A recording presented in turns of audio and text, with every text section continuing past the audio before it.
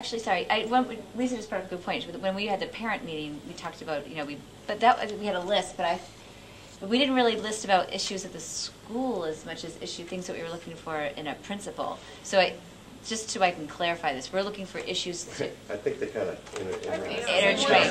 Support the principal and know what's important, what parents think is important for the school. Like, okay. Just have this list to be able to say, this is what we believe, this is what we want to work towards. It's also my understanding that each person on the committee has been invited to write 2 questions and submit those to Anne.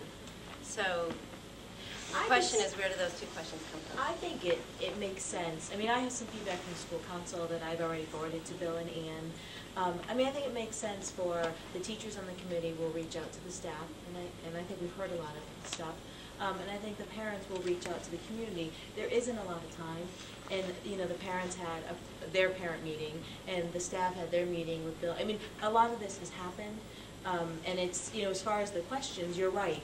Committee members are encouraged to. Randall can speak to this too, because we've been in the search committee before. But we're encouraged to write 2 questions and submit them, and those are and then as a committee we come together and we decide on which 10 or 12 questions will we ask every candidate.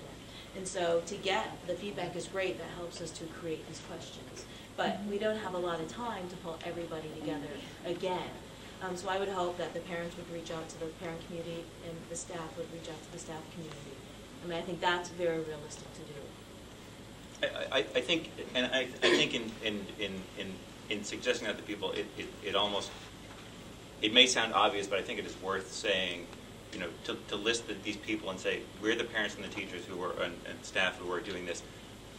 If you know any of us, please do come talk to us about it. And we didn't do that the last time. When we were 10 or 12 of us in the room, it's a big conversation, and it would be fine and appropriate, really, to have. I mean, I went into it thinking, well, they picked me, I guess I must know what I'm doing. But I probably should have had more. I should have reached out to more people and said, before I go and do this for the next month, and then we'd have to do it twice, why don't you tell me what your thoughts are?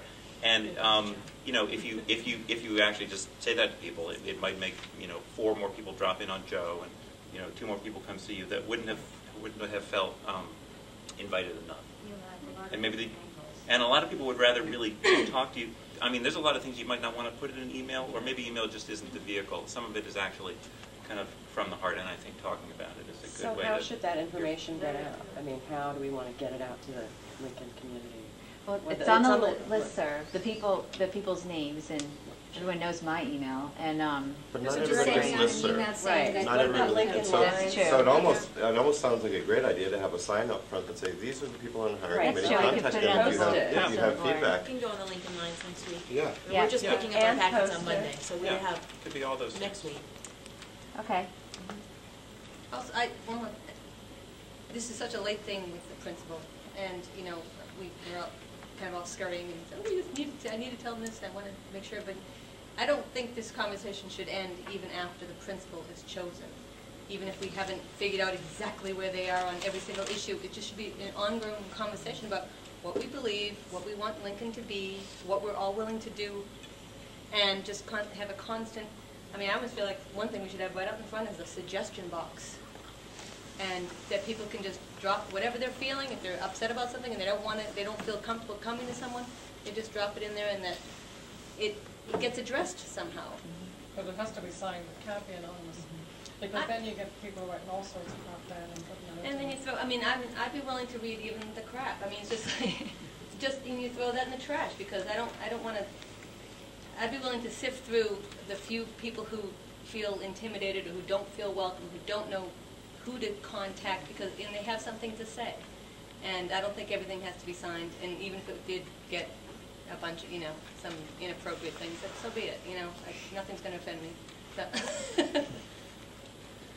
For all the people that are comfortable with computers, I'm one of them, could you open up one of the forums? I notice all the forums are protected. If you open up one of those forums and say, parents, this is the discussion that we want to have on this topic. If it's 3 in the morning and you can't sleep, come to the website, see what people are saying, add your 2 cents, go back to sleep. I'll wake up at 6, see what everyone else is saying, keep on adding to the discussion, and at least if something comes out of that that's useful, someone can print the hard copy and put it on the bulletin board or something. There's been a couple requests at parent meetings for using technology. Yeah, I think, it's too bad Tony's not here, but I talked to Tony about, she was really involved with wanting to update our website. This Tony Oberholtz, she contacted Oh, good, Ron, because I too. told her, Yeah. she gave, and David Choi is the person who's. Maybe she's conferencing someplace. Yeah. Right. So she was going to try to make our website, along with you and some others, to make it more user-friendly and more cooperative. Yeah, I think that'd be so. great. Do you know, is the forum kind of monitored, so to protect people's privacy or names used? Or? Well, it looks like that's the reason, I'm guessing that's the reason it's protected, is just to keep people from posting spam or just anything on there at all. I don't know how it's set up right now, whether you can look, it can be set up to either log the person's real name or just log an anonymous name, however we feel would make everyone the most comfortable. I mean, in the, whatever they type in themselves, you don't want them to mention, you know, your child so-and-so. Oh, right. And then what usually the way you set up a form is when someone submits their, 2 cents worth, then someone else reviews it to make sure there's no identifying information, and then they can post it. It's an extra 10 minutes. There's an administrator who Okay.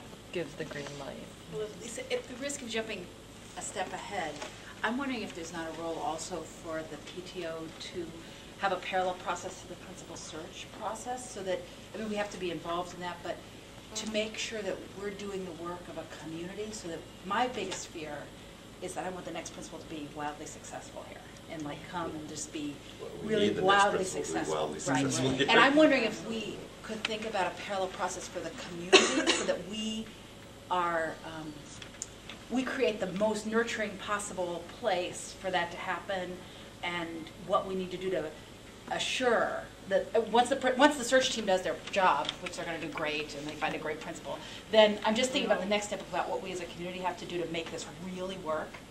And I don't know if there's a role. I really raise it as a question. We're talking about conversations occurring around the principal search, but I'm also thinking about conversations occurring around how we as a community can be really ready to embrace this person and work with them and help them. Can I add my 2 cents to that? I'm going to get on my soapbox right now. Yeah. The best way, I'm convinced of it, is to be involved in the PTO. If you really want to make this principal succeed, get involved with Landscape Committee and help them plant those American Indian things with the dead fish on the side of the school. Next Friday. But yeah,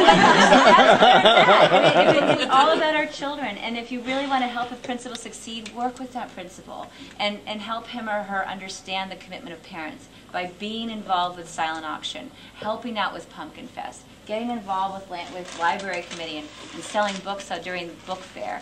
That's the way you slam it on home. That's the way you really make it work. And after 2 years of PTO, I'm thoroughly convinced of it. That all the search committees in the world, all the wish lists for principals, they've got their place, but the real meat in the matter is volunteering in your school. That's it. That's the name of the game. That's my thing. I'm off my soapbox. So maybe we could do something that would help people understand. Yeah. That that's part of the role. I can bring my soapbox around to. That's play your soapbox louder or something was louder. So I raised it as a question because it seems like we really want this person to succeed, and somehow we're all going to have to help make that happen. Is there any kind of closed-door confidential conversation that happens with the existing principal and maybe a member or two of the committee that kind of investigates those things that were particular challenges? No. Not with PTO. I guess Lupini probably. Yeah. I'm guessing Lupini has had a lot of conversations with you around what worked and what didn't work.